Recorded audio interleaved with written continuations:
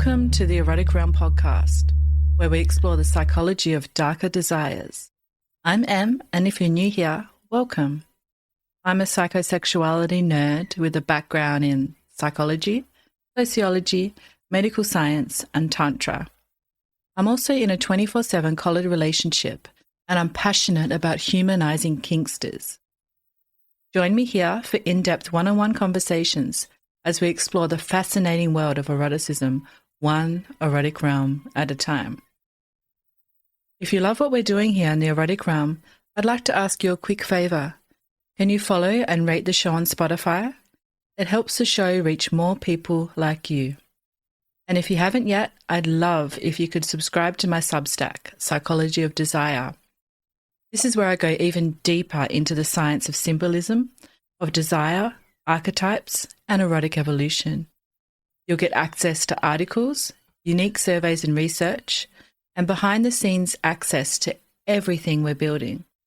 Visit psychologyofdesire.substack.com. I'll see you there. I have some exciting news to share. The Erotic Realm has officially signed with True Native Media. This means ads are coming to the podcast. So for the next few months, they won't be host-read by me. Part of the deal is that the network will be running their own ads during this early stage. But don't worry, this is temporary. Once that period is over, I'll be moving into host-read ads, which means I'll have more control, choosing sponsors that truly align with our mission. And that mission hasn't changed: to humanize kink, to explore the psychology of desire, and to spread these conversations even further. Sponsorship makes that possible. It allows me to keep producing high quality, taboo-breaking content, and it helps this podcast grow beyond what I could do alone. So, thank you for bearing with me during this transition, and thank you for being part of this journey. Every rating, share, and subscription fuels the reach of the Erotic Realm, and this is just the beginning. Now back to the show. The following conversation explores the intersection of spirituality, shadow, and erotic discipline with MousyMistress, also known as Aya, a teacher, mother, minister, and mystic Domme who describes kink as erotic, healing, and sacred. In this episode, we journey through the spiritual psychology of spanking, the art of erotic pain, and the ways devotion, dominance, and shadow work weave together. Aya shares how she uses meditation and mediumship to deepen connection, and even reads one of her guided dominant meditations live on the podcast. This is an episode for anyone curious about the meeting point of the sacred and the sexual, or how pain, ritual, and attention can become gateways to healing. Enjoy. Hi everyone, and welcome to the Erotic Realm podcast. Today, I'm excited to be exploring the erotic realm of Aya. Welcome, Aya. Hi, it's wonderful to be here. Happy to have you. So, firstly, let's get started by hearing a bit about who you are in your day-to-day life. What are you getting up to when you're not exploring kink? Well, in my day life, I am a middle school science teacher, and I've been doing it almost 28 years. So it's been a long time. Mm-hmm. I'm a wife. I'm a mother. I'm also a medium and a metaphysician, energy healer, ordained spiritualist minister, and self-proclaimed mystic, I guess. I've practiced a lot of meditation for about the last 15 years, transcendental meditation a lot, but all kinds of meditation really. And so my whole life is kind of a balance between the practical and the spiritual. So, it's lesson plans 1 minute, laundry and dishes, and then energy and intuition and erotica on the other hand. So it's a fun dance. Amazing. So now let's dive into your erotic realm. Who are you when it comes to your eroticism?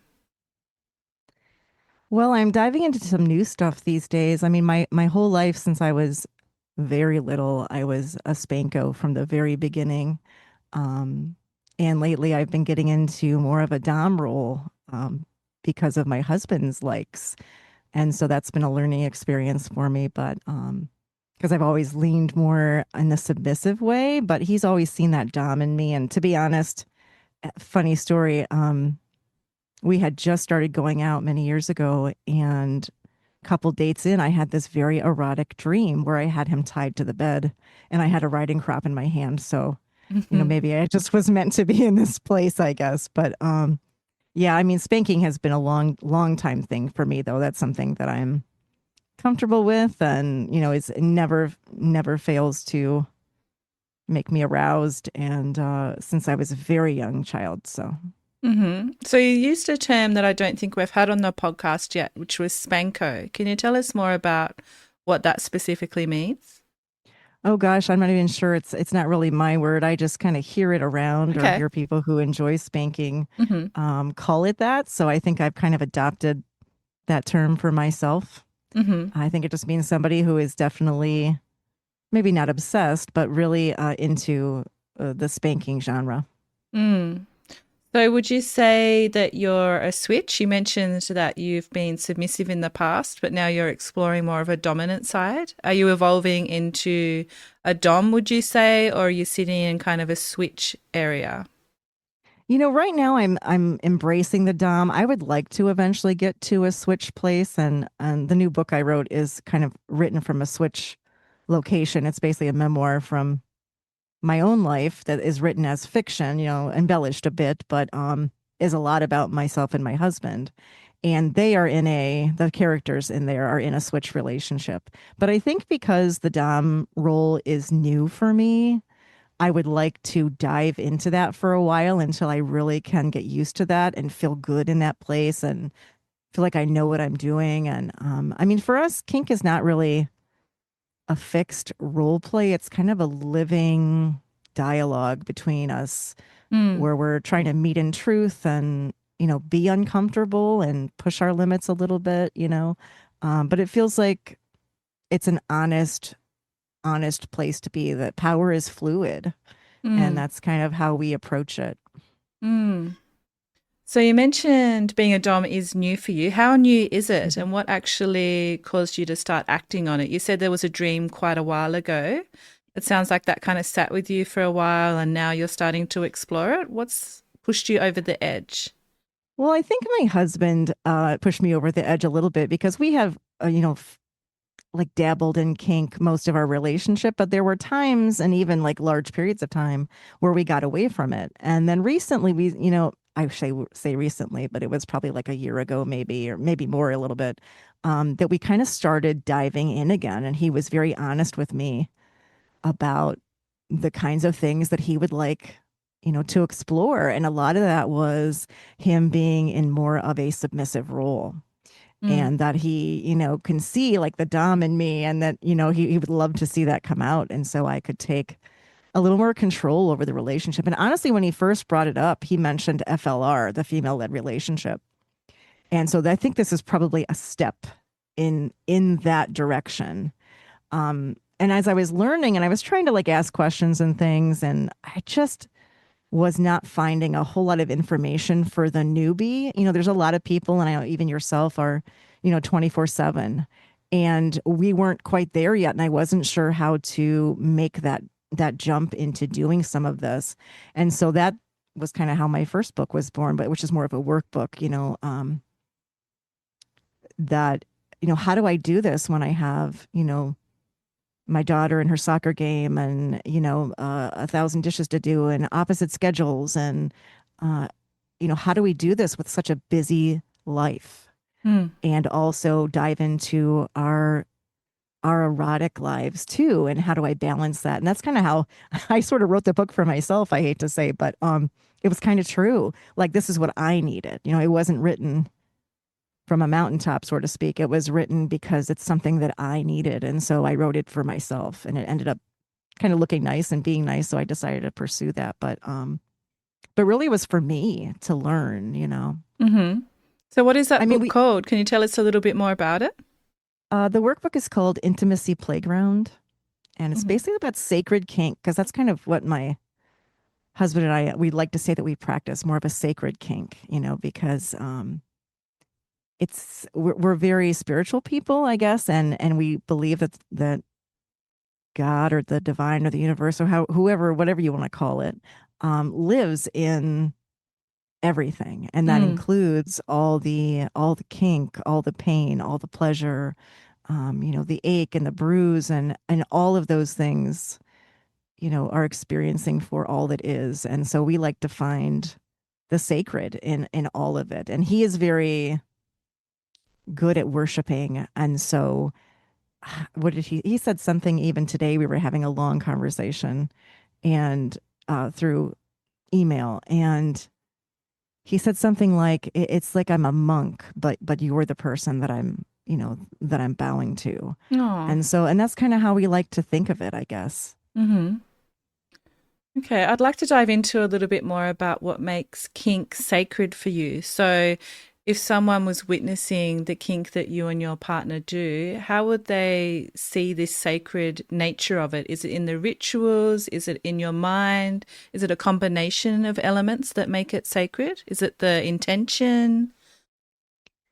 I do think it's a little bit of all of that. Certainly Mm-hmm. the intention that we want to lift each other up, we want to worship, we want to be there to serve. Mm. And we do have some rituals involved, when we do get into play scenarios. We even have an altar set up that we have, particular incense that we use, or those kinds of things. And we have even like I don't know if you've ever heard of it, but I think it's called Yab Yum. It's like Mm-hmm. a, you know what I'm talking about? Yep. It's like this statue that has like a male and a female, that it just, for us, it means like that balance of power, like giving and taking, and having power be like fluid. And we have this altar that has a lot of different kinds of things, but that's just one of them. And our incense and I use a lot of crystals in what I do as well. And it's funny because the book that just came out this week, that is more of the memoir, quote unquote. The chapters each have a crystal as part of the title that fits with the vibe of what's going on. And so I have like a crystal guide at the end, but I'm such a crystal um, fan. So I kind of added that in there, but I actually do use them, in our everyday lives. So Mm-hmm. I thought that I would include that. Okay, so you mentioned that you've written another book that's come out this week. Can you tell us more about that? What's it called? What's it really about? It's called Peace Withheld, withheld being two words, Mm. because the characters that I have, her name kind of means holding, and his name means peace, and so it's kind of a little play on words with that, which you kind of learn throughout the story. But um, it's pretty much my husband and I. It starts off how we met, and not our names, obviously, not our real names, but and it's all embellished, obviously, and happens in a very short period of time versus how long we've been together. But there's a lot of childhood stories. There is a lot of real life happenings that are all about the healing that we have found in kink, Mm. and getting through our triggers and telling our childhood stories and seeing where that fits in for us. And um, I know some people believe kink is healing, and some people don't really buy into that, but we have found it to be extremely true. I see some very direct links between my kinks and my childhood stories. And I think that he does too. And so we are using some of that to rewrite our stories, and to Mm. live into a different place. And that is pretty much what that new book, Peace Withheld, is about. That sounds incredible. If you're comfortable, can you share a little bit more about the healing that you've found through kink and what you mean by these childhood stories being rewritten? Well, one of the particular stories I'll share, and it's one of the things that sticks in my mind that have happened between my husband and I, that I felt was just amazing transformation. So at the time, him and I weren't really getting into kink too much, or we were taking a break a little bit, from it, or weren't really getting into it. He was living out of town at the time because of work. And so he would come home on the weekends. And, I've always sort of, used implements on myself since I was a very young child. And I had taken a pause from that for a while when I was pleasuring myself, but I kind of gave into it. And I thought, oh my goodness, like we even said we just were going to take a break for a while. Like, what am I doing? He's going to see these bruises. I was so good because I had done this in my life at not leaving bruises on myself at all. And for whatever reason this time, I don't know how I misjudged, but I had bruises. And I'm like, I'm going to have to tell him. So I told him. And so what he wound up doing was he bent me over the bed, lifted up my skirt. I think I had on at the time. And I thought, oh, like, where is this going? Like, am Mm-hmm. I going to get some more bruises? Kind of a thing. And, but he bent down and he kissed every bruise and just told me that there was nothing that I ever had to be ashamed of. Mm. And in that moment, maybe for the first time really in my life, I felt like I didn't have to be perfect to be loved. And I knew that logically, maybe up until that point, but that was a period that I thought, oh my goodness, like this is what it feels like. And that was Mm. a changing, I think a changing moment for me, honestly. And so I wrote, that's one of the stories and that I tell in the book as well. But that was Mm. something because it's meaningful to me. Mm. So you said it was a changing moment. What changed?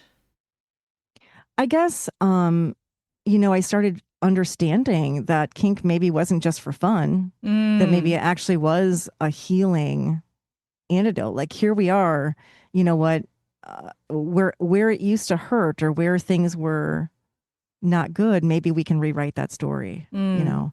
um, and that's kind of where that's where that started, I think. Mm-hmm. I mean, I feel like silly enough as it is, but when I was a child, I was very young, probably like 3 years old. My father had spanked me, and I ran into the other room, and I kind of was hiding on the wall, and eventually went up to bed by myself, and nobody ever came to see if I was okay. And I think in my adult life, I think to myself, I think I needed that. I think I just needed Mm. not to avoid punishment, but to know that even though I might have deserved a punishment, I was still loved. Mm. And I think that's what some of our kink does for me. Mm-hmm. Mm-hmm. Yeah. So why do you think there's this pushback against kink being healing? Why do some people say that that's a negative way of looking at it if people such as yourself are having such profound experiences? I think everybody has a different maybe timeline of their understanding of themselves Mm.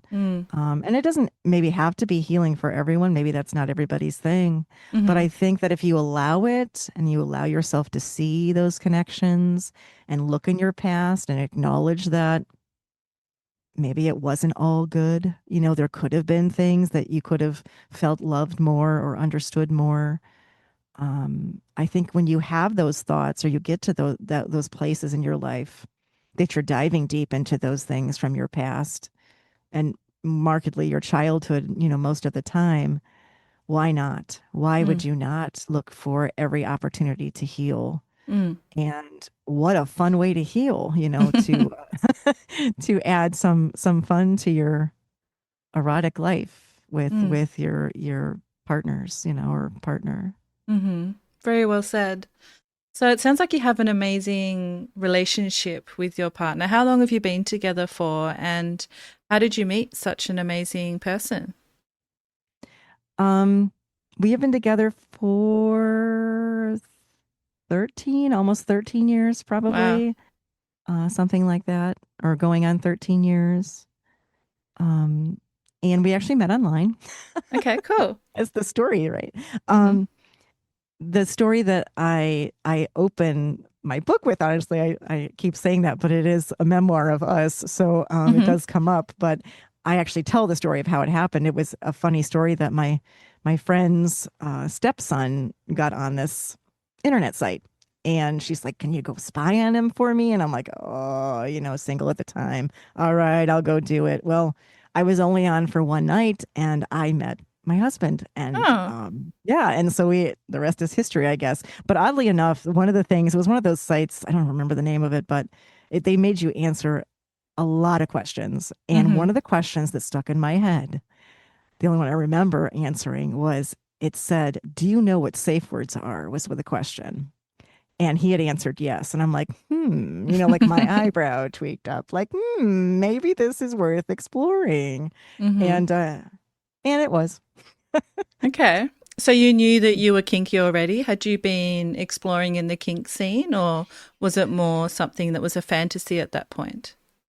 I never explored with anyone else. I Hmm. had, used it as self pleasuring practices since I was probably 9 years old, but never really admitted that I liked spanking to any of my partners. I think some of them figured it out along the way on the reactions that I had if they were to play around or whatever, but I never actually talked about it or admitted it or talked about any of this until my husband, because he is very open and he is very honest, and it does feel like just such a whole conversation, Mm-hmm. that he kind of brought me out of that to be able to feel comfortable and okay with talking about it and living into my truth. Mm. Beautiful. Now, one of the traditions on the podcast is exploring a quote with you. And today's quote is from one of my favorites, Carl Jung, who was a Swiss psychoanalyst famous for his theories on personality and the shadow. So he once said, "One does not become enlightened by imagining figures of light, but by making the darkness conscious." So that line kind of feels like a mirror to your journey and what you've been speaking about, transforming pain and shadow into devotion. Do you believe erotic pain can be one of the most honest ways that we meet the parts of ourselves that we've hidden? I would say there's no question. I really resonate with that quote. I think that people look for, the divine or the beautiful in only those light places. And I think to really understand the whole of life and the whole of us, Mm, you have to look at the dark and the light, because life is a dichotomy. There is both sides. Everything is a continuum. And I agree. You really have to explore the dark to be able to appreciate the light, mm. Would you and say, explore the light as mm-hmm, well. mm-hmm. Would you say kink has been the most potent way that you've been able to explore that? Or is it on the same level as your spiritual practice? Where does it sit in your practices? I would say, I mean, I absolutely adore kink. And I do see it as very similar to, I mean, I'm a trained medium. I do, energy work. I do a lot of meditation, although less so these days with my busy schedule. But I know a lot about that, and I can fall into those alternate headspaces very easily. And Dom space and subspace is so similar to those spaces that you go and you find that inner self, or you find, whatever your version of the other side is, or whatever your version of God is. Um, it's so similar to those alternate places. Mm. Yeah, I don't think I've spoken to a trained medium before that was also kinky. Do you use your medium training in kink specifically? Not really. No, Mm-hmm. I wouldn't that be interesting? Maybe that's my next adventure. Yeah, I don't even know what that would look like, but it sounds interesting. It does. Well, maybe I could find a way to do that. But I mean, as far as, it is a lot of just intuition, but I do think that in kink you do use intuition Mm, for how someone is feeling or gauging their emotion or gauging how far to push or when to pull back or whatever, And I think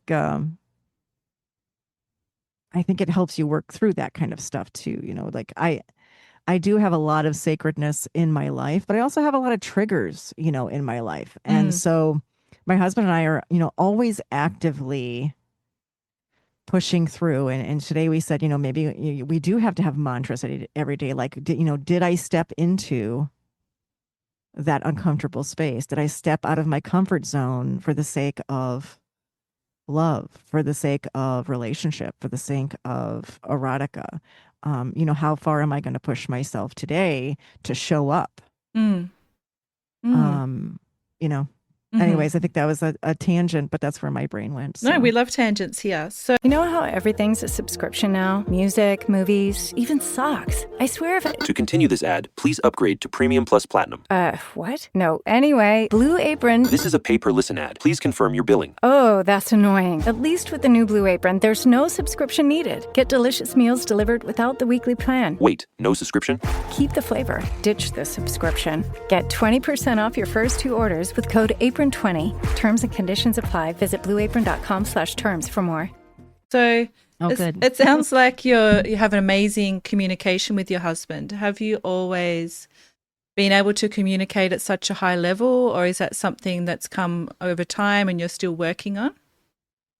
I feel like I'm learning to communicate better. I Mm, feel like him and I both think very in those deep ways, but my previous self would keep those in my head. mm-hmm, And I think because of my husband, and he's very open about everything and wants me to be open about everything, he has opened that door a little bit for me where the things that live in my head now sometimes come out of my mouth or out of my pen, so to speak. mm-hmm, Um, and so I think I am still a work in progress as far as communication goes for sure. But I do think kink makes you communicate. If you want to, be sure of consent, be sure of someone's fantasies and where they fit, you have to talk. And you have to talk a lot and you have to talk often because fantasies can change from one moment to another. mm-hmm, And, there's a lot of things that he and I have on the fantasy table that may or may not ever get into a real life scenario, but we enjoy talking about it anyway. And so we communicate a lot about, fantasies and what's next and how do we do this. Um, but yeah, I mean, it's still learning. Like I said, I'm really still learning to be in this Dom role and, I'm enjoying it, but I feel like I'm really a novice, to be honest. But that's why I wrote my one book, is so I could like do this myself and move forward and see if I can pull this off because I'm really enjoying it. mm. So how are you learning to be in your Dom self? Is it through the process of writing and then experiencing? Are you training with anyone? What is that process like for you? I pretty much, I guess I'm a self learner right now. I've not Mm-hmm, really trained with anybody. I'm kind of doing a lot of my own research, a lot of my own trial and error, and a lot of discussions with my husband about what he would like to see. I tell him what I would like to see and how we can arrange things. But I do really enjoy setting up, actual scenes with him and getting mm, those rituals going and getting those sensory toys in order and, having our under bed restraint system so I can tie him down and spank his balls and fun. uh um I enjoy the scenes. I really do. I just would like to get to a place where we can do it 24/7 and we're Mm-hmm. not there yet. So I think we'll get there. Cool. A lot to look forward to. So I'm curious, do you enjoy spanking as much as you enjoy being spanked? Has anything about that surprised you? A little bit. Yeah, I always thought I was the receiver, but Mm-hmm. I have really enjoyed flipping that, especially spanking his balls. I really get into that a lot. Mm-hmm. And he also enjoys that, so that works out. Amazing. Yeah. Okay, so another tradition on the podcast is exploring a research article with you, which is very much on this topic. So this one is titled, What is so appealing about being spanked, flogged, dominated, or restrained? Answers from practitioners of sexual masochism and submission. So in this study, the researchers found it's far more than physical pain. Participants spoke about 5 motives. Firstly, sexual pleasure, emotional release, altered consciousness, and then connection and psychological healing. So the study reframes masochism and submission as pathways to self-knowledge, transcendence. And it's important to say as well that it's not a pathology. So many of the participants described entering trance-like states, altered consciousness through ritual and sensation. You mentioned that you experienced that in your own scenes or meditations. I'm curious to hear a bit more about that. So what does it look like for you when you're going into these altered states? What feelings are you having, emotions? What is that headspace like? I think it's so in the moment. It's very hard these days because there's so much going on all around us. You're in that moment. Nothing else exists but you and the other person, or you and the pain, or you and transcending the pain, Mm-hmm. or whatever it brings up. Like I think crying can be very healing. And if you are spanked or flogged or whatever you're doing in the moment, to the point that it does kind of cross a little bit of a line between I'm having a good time and now, okay, suddenly I'm not having a good time. But those tears are genuine. And I think those also can be very healing when you get to that place. Like it's just such a release of tension. It's also Mm. pleasurable because obviously there's positions and there's um just the feel of it, like the brain space that it puts you in. And I do think it is extremely healing, extremely pleasurable, and extremely altered. Like you are in an altered state of mind where Mm-hmm. nothing else matters but that moment. And that's hard to find sometimes. And there's people have anxieties and worries and they ruminate on things. And you know what? That's where it stops. Mm. That's where it stops. You're right in that moment in time. And that's all that exists. And sometimes it takes some of those kinds of extremes to get into that place Mm. for some people. So the researchers did touch on this as well. They mentioned about pain bringing on this emotional release.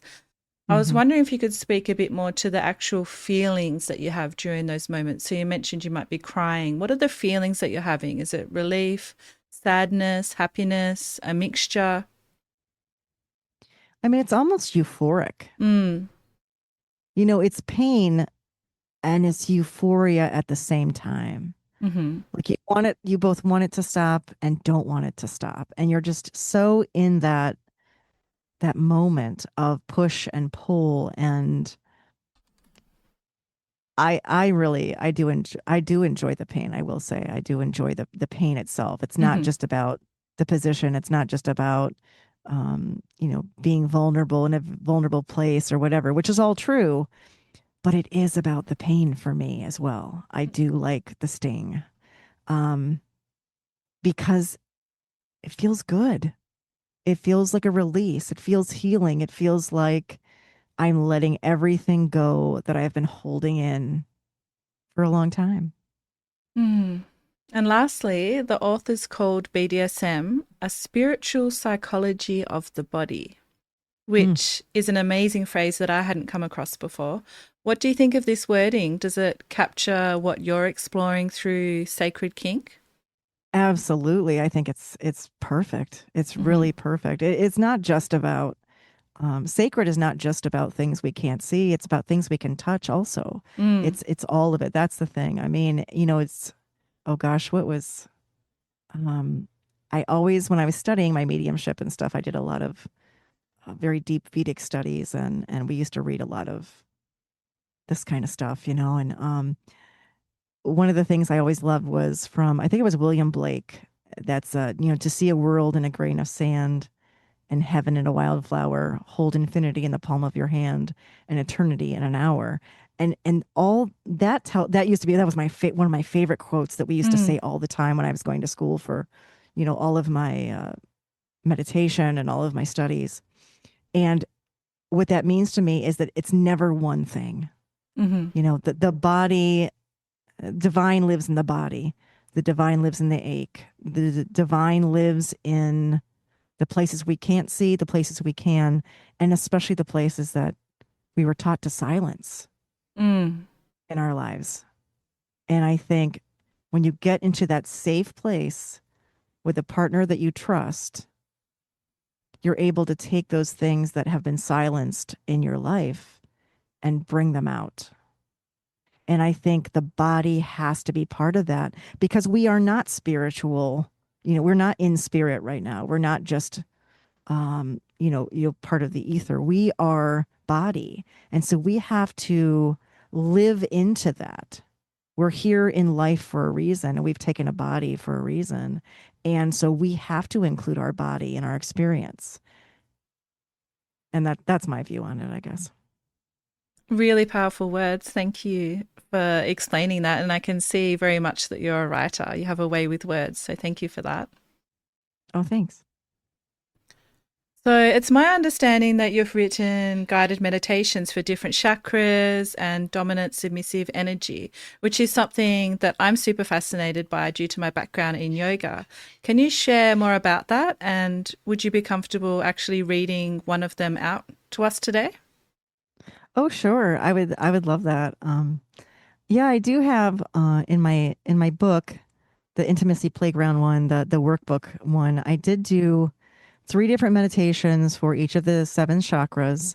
And there's actually a QR code that links to me reading it out loud in the book as well. Oh, cool. So you can actually listen to it, if somebody is, instead of reading it, to actually listen and really be meditating, along with the reading. But I can do start with root chakra and do the dominant one for the root chakra, if that works. Sure, I'd love to hear it. Okay, so the theme for this one is grounded leadership and presence. So here's how here it is. Take a deep breath in. Let your body root into this moment. Feel the ground beneath you, strong, steady, immovable.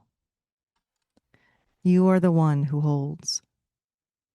You are the one who leads. You are the ground they surrender on.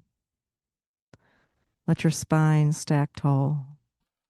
Let your breath slow, steady, controlled. Each inhale expands your power. Each exhale settles it deep into your core.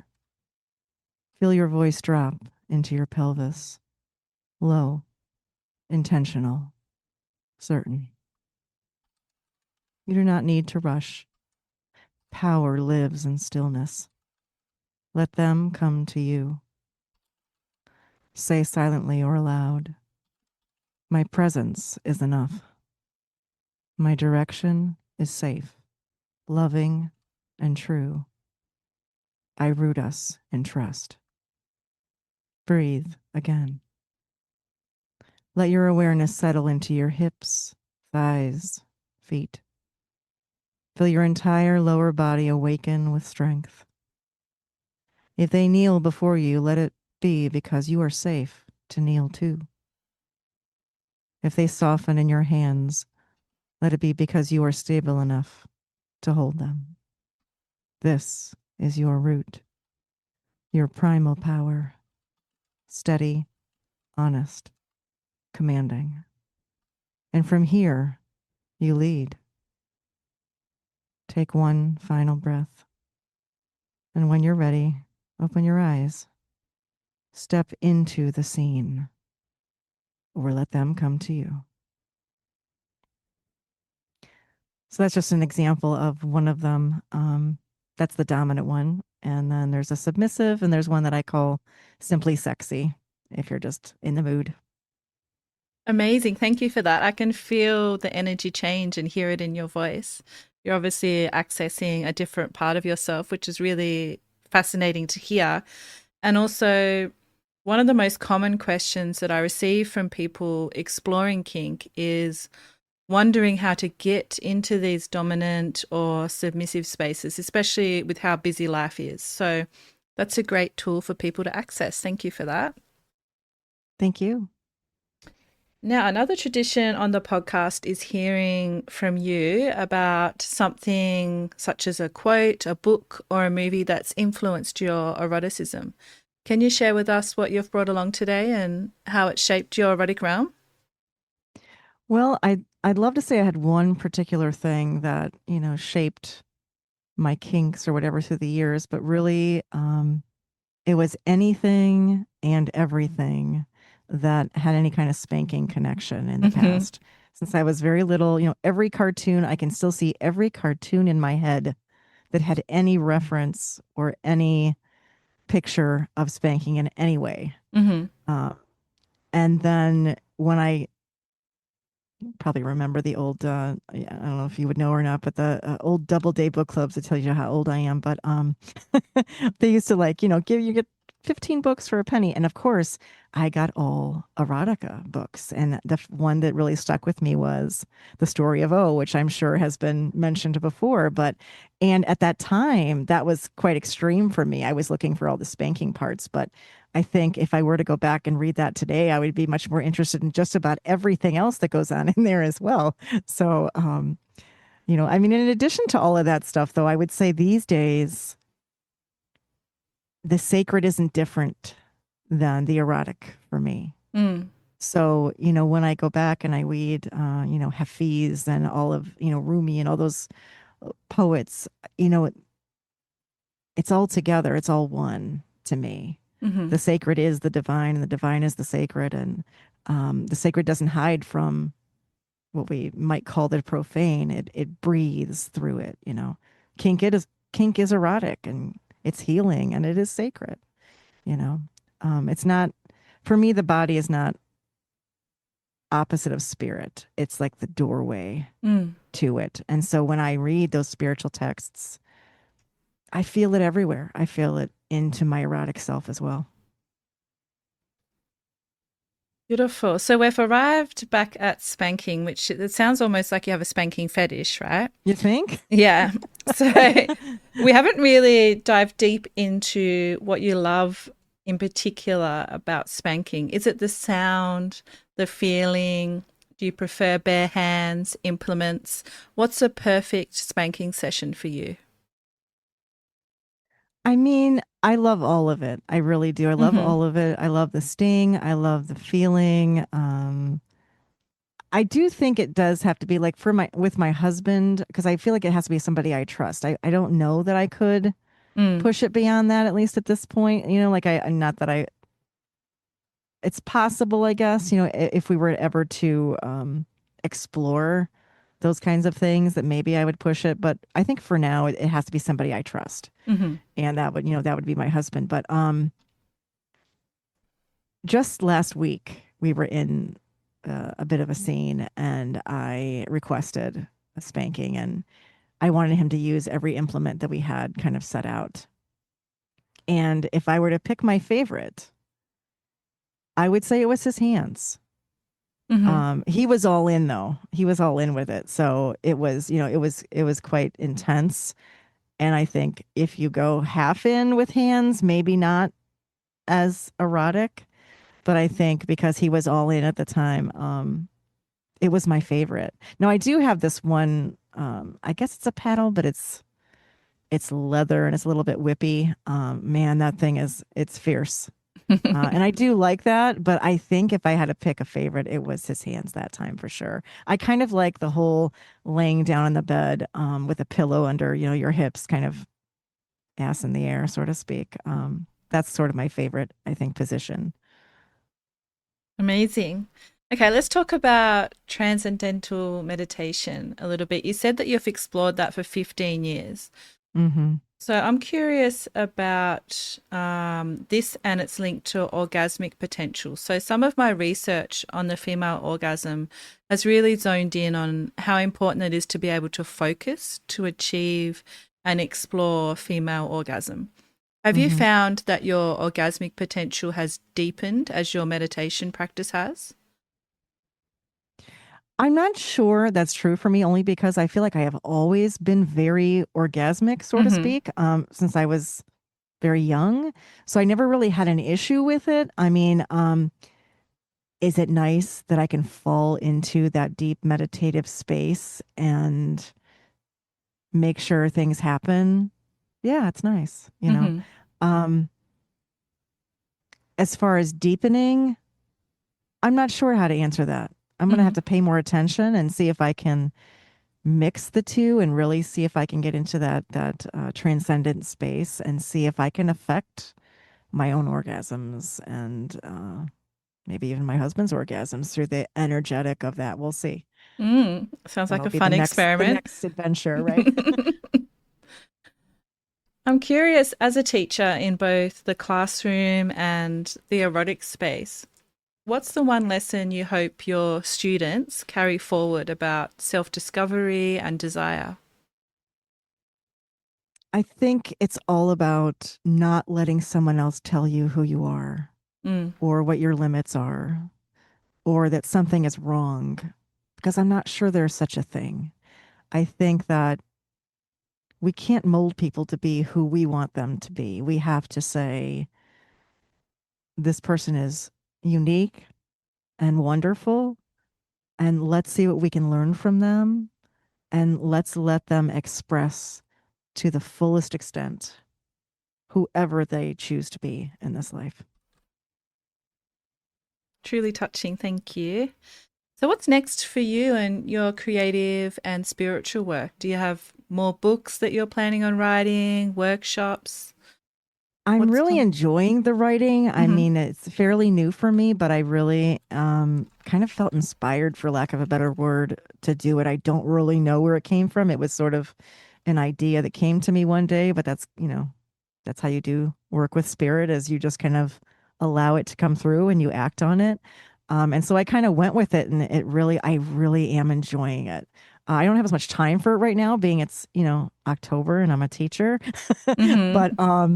but I do see myself maybe looking more into the future, and I'll look for some inspiration for that. But for right now, I'm very excited about my newest book that just was out, this week, which I want to kind of live into first. But come next summer, who knows what's next? What other adventures I get up to when I have a few spare moments.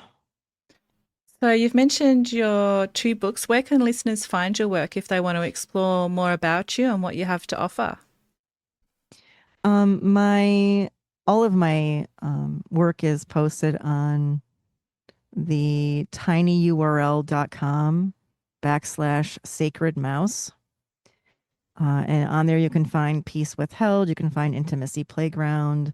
You can find another book I actually wrote that has a lot of little mini blessings in it. Mm.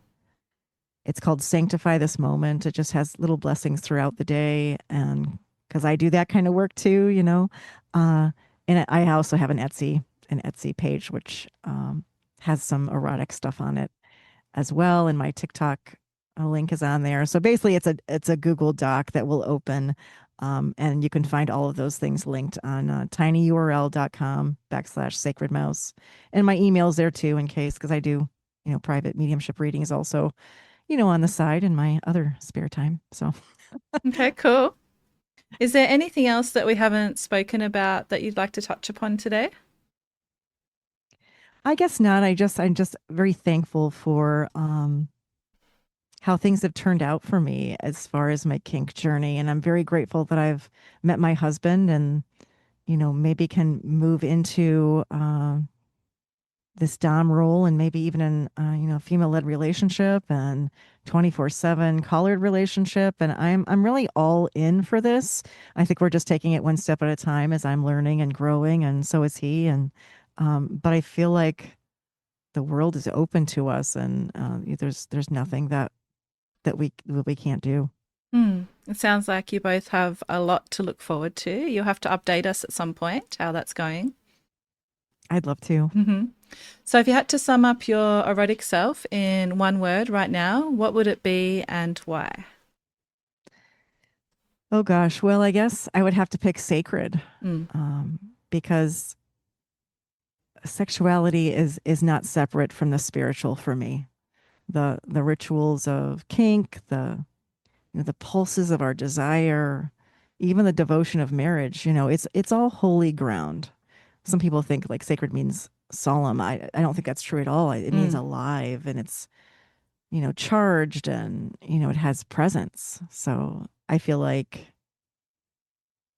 erotic life is sacred because it turns your body into that altar. It turns the body into an altar. It turns your pleasure into a prayer. It's not perfection. It's not about perfection. It's about willingness to show up, to risk being seen, for risk telling the truth, to breathe into it. Well, I'd like to thank you for sharing your erotic realm with us, Aya, and for all the work you've put into your writing and your desire to share your kink journey with others to help them through theirs. Great. Thank you for having me. I really enjoyed it. It's been a pleasure. I'm Em, and this has been the Erotic Realm podcast. Thank you for listening to the Erotic Realm. If this episode stirred something in you, please take a moment to follow the show, leave a rating, or write a review on Spotify or Apple Podcasts.